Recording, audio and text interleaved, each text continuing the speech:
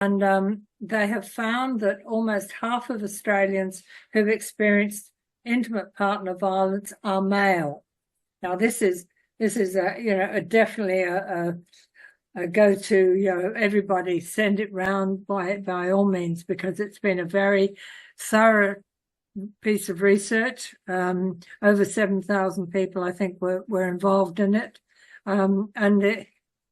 when you look at it, it found that 45.5% of people who had experienced violence were male, and that's almost half as much higher than the 1 in 3 figure consistently found in the ABS Personal Safety Survey for many years now.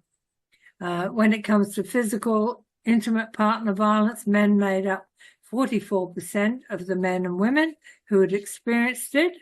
Similar figures were found for psychological violence, 44.8 being men. Men made up a smaller percentage, 18%, of those men and women who had experienced sexual violence. But in the 16 to 24 year age group, 1/4, 24.8, were men. So, we've got a lot of problem out there that has got to be acknowledged. Because this is what the women's groups have been trying to ignore for 30, 40 years now, that women can be violent towards the men in their lives, and we're just ignoring it. The authorities are ignoring it. They're not providing any fundings, any safety refuges for men. Men are laughed at when they try to go to the police to make a complaint. The police officer says, "Oh, what, can't you handle your woman?" This type of thing. Yep. So, it's something that we need to take on board. There's been plenty of research already, overseas research about this issue, and much of it has found that men are virtually 50% of the victims.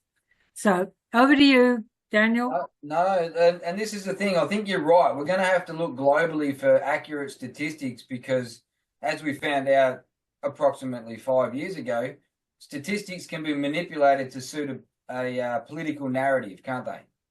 Oh, certainly, yes. Ask the question of the right people, you'll get the answer you want. Yeah.